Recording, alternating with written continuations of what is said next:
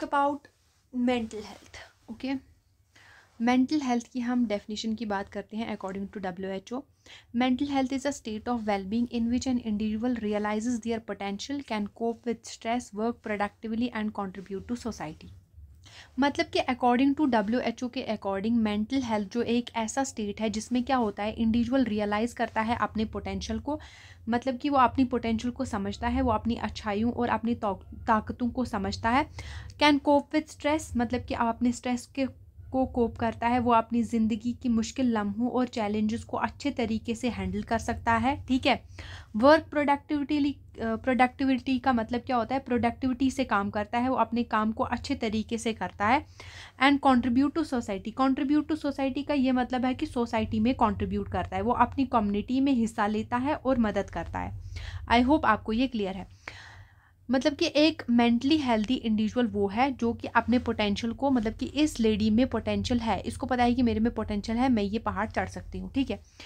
और इंडिविजुअल जो है वो अपने स्ट्रेस को जो है वो कोप कर सकता है, वो मेंटली हेल्दी इंडिविजुअल है जो अपने स्ट्रेस को क्या कर सके, कोप कर सके, अपने स्ट्रेस को मैनेज कर सके, अपने स्ट्रेस को हैंडल कर सके और प्रोडक्टिविटी से काम कर सके और अपने काम को अच्छी तरीके से प्रोडक्टिविटी से काम कर सके और सोसाइटी को एक अच्छा क्या है कंट्रीब्यूशन दे पाए, वो होता है mentally healthy person. Mentally healthy person, I hope आपको ये क्लियर। अब हम बात करते हैं कंपोनेंट्स ऑफ मेंटल हेल्थ की। कंपोनेंट्स क्या होते हैं, मतलब पहले हम समझते हैं कंपोनेंट्स ऑफ मेंटल हेल्थ होता क्या है।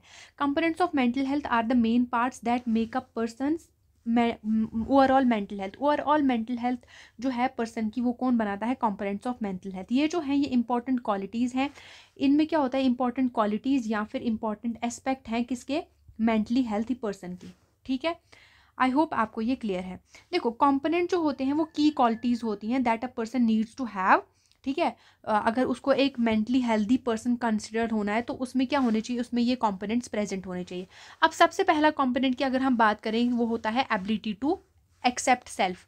एबिलिटी टू एक्सेप्ट सेल्फ का मतलब ये होता है कि वो एक्सेप्ट करता है, वो पर्सन कि अगर वो अच्छा है बुरा है वो खुद को एक्सेप्ट करता है। मतलब ये कि एक मेंटली हेल्दी पर्सन जो है, वो एक मेंटली हेल्दी पर्सन जो है वो क्या करता है, वो अपने बारे में कंफर्टेबल होता है। ठीक है। कंफर्टेबल महसूस करता है, वो अपनी वीकनेसेस को, वो अपनी कमज़ोरियों को, वो अपनी अच्छाइयों को, ठीक है, अपनी स्ट्रेंथ को क्या करता है, एक्सेप्ट करता है। पहले उनको समझता है, ठीक है, अच्छे से समझता है, फिर उनको एक्सेप्ट करता है। आई होप आपको ये क्लियर है। वो अपने मतलब अपने आप को कीमत और अपने आप को इम्पोर्टेंस देता है। ठीक है। अपनी स्ट्रेंथ और वीकनेस को दिल से कबूल करता है। ठीक है। ये नहीं कि अगर उसकी स्ट्रेंथ है वो सिर्फ स्ट्रेंथ को कबूल कर रहा है, एक्सेप्ट कर रहा है, और वीकनेस है वीकनेस उसको एक्सेप्ट नहीं कर रहा है। नहीं, ये जो मेंटली हेल्दी पर्सन होता है वे ये अपनी स्ट्रेंथ को भी और वीकनेसेस को इक्वली एक्सेप्ट करता है और उन पे क्या करता है, काम करता है। ठीक है। आई होप आपको ये क्लियर है। मैं आपको एक एग्जाम्पल देती हूँ। एक पर्सन है राम, एक पर्सन है श्याम। ठीक है। ये जो राम है ना, ये क्या करता है, ये अपने बारे में अच्छा महसूस करता है। ठीक है।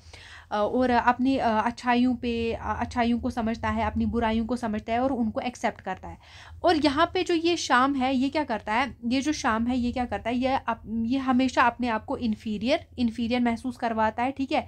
या फिर कमज़ोर महसूस करवाता है। तो इसका मतलब ये जो है ये मेंटली हेल्दी पर्सन नहीं है और ये जो है ये मेंटली हेल्दी पर्सन है। आई होप आपको क्लियर है ना। अब हम बात करते हैं पॉजिटिव सेल्फ रिस्पेक्ट की। Having confidence and valuing your self. इसका मतलब ये है कि अगर कोई मेंटली हेल्दी पर्सन है, वो अपने बारे में जो होता है वो एक ऑनेस्ट रिव्यू देता है कि अगर वो गलत है, अगर फॉर एग्जाम्पल वो क्या है, वो गलत है, तो वो उधर बताएगा कि हाँ मैं यहाँ पे गलत हूँ। अगर उसकी कोई स्ट्रेंथ है तो उसको पता है कि हाँ भाई ये मेरी स्ट्रेंथ है, और अगर उसकी कोई लिमिटेशन है, ठीक है, अगर उसमें कोई डिसएडवांटेज है उसको ये भी पता है, और उसको ये पता है कि मेरी ये स्ट्रेंथ है, तो what they are good at, उसको पता है कि मैं इस पे सही हूँ, और अगर उसमें कोई लिमिटेशंस है तो उसको क्या इम्प्रूव करना है उसको ये पता होता है। ठीक है।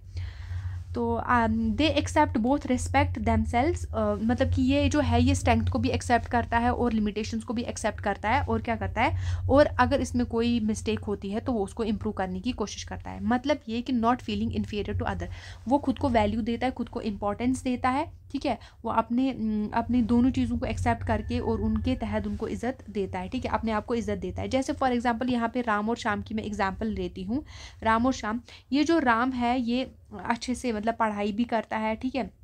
और इसको पता भी है कि मेरी कमज़ोरियाँ क्या हैं, जैसे लेज़ीनेस को एक्सेप्ट करता है और अपनी इज़्ज़त करता है, ठीक है।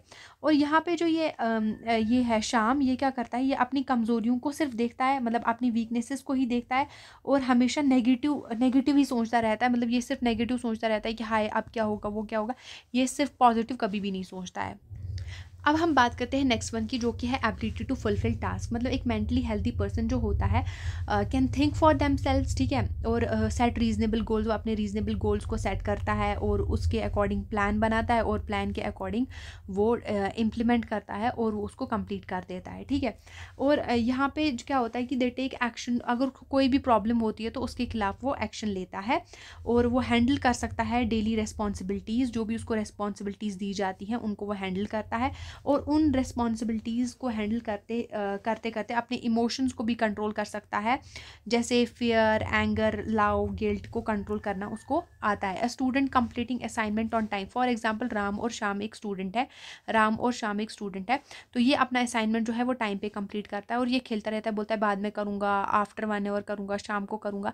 तो ये जो है ये टाइम पे असाइनमेंट नहीं कर पाता है, मतलब ये बहाने करते रहता है और बाद में ये बोलता है कि हाय मेरे पास टाइम नहीं था। मतलब राम जो है वो मेंटली हेल्दी पर्सन है, उसने अच्छे से असाइनमेंट भी कंप्लीट कर लिया, अच्छे से खेल भी रहा है, वो अच्छे से स्टडी भी कर रहा है, तो ये एक मेंटली हेल्दी पर्सन है जो कि मैनेज कर रहा है अपनी रिस्पॉन्सिबिलिटीज इफेक्टिवली, ठीक है।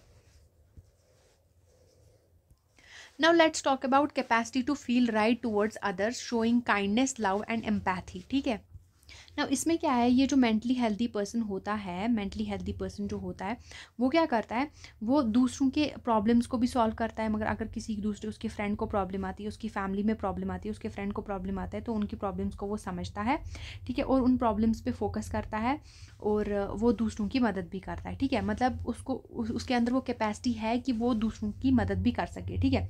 वो अपने आप में ही, मतलब ये नहीं होता कि लोगों की फ़िक्र नहीं होती उसको, नहीं, उसको अपने आप में लोगों की फ़िक्र होती है। वो हमदर्दी, एम्पैथी से बात करता है और हमदर्दी दिखाता है दूसरों के साथ और दूसरों को इज़्ज़त भी देता है, ठीक है। जो लोग हैं उसके साथ वो उनको इज़्ज़त भी देता है। फॉर एग्जांपल ये 2 स्टूडेंट्स हैं, जैसे मैं एग्जांपल ले रही हूँ राम और श्याम की। ये जो राम है ये क्या करता है, ये अपने दोस्त, अगर उसके कोई दोस्त परेशान है तो उससे बात करता है और उसकी मदद करता है, ठीक है। और यहीं पे अगर श्याम है तो वो सिर्फ अपनी प्रॉब्लम्स को हैंडल करता है और दूसरा अगर उसको कोई फ्रेंड जो है उसको नीड है या उसकी, तो वो बिल्कुल भी उसकी मदद नहीं करता, ठीक है। Control of thoughts and imaginations, मतलब ये जो मेंटली हेल्दी पर्सन होता है ये अपने थॉट्स और अपने इमोशंस को जो है वो कंट्रोल करता है। अपने थॉट्स और अपने जो भी उसके इमोशंस हैं, जैसे हैप्पी है ये या फिर सैड है या एंग्री है या इसको गुस्सा है, ये अपने इमोशंस को कंट्रोल करता है, ठीक है। आई होप आपको ये क्लियर है। और यहीं पे अगर कोई मेंटली अनहेल्दी पर्सन है तो उसको अपने इमोशंस को कंट्रोल नहीं कर पाता, ठीक है।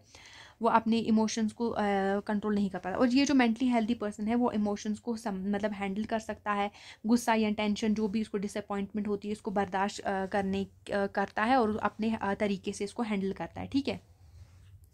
अब हम आते हैं दूसरे पे, एफिशिएंसी इन वर्क और प्ले।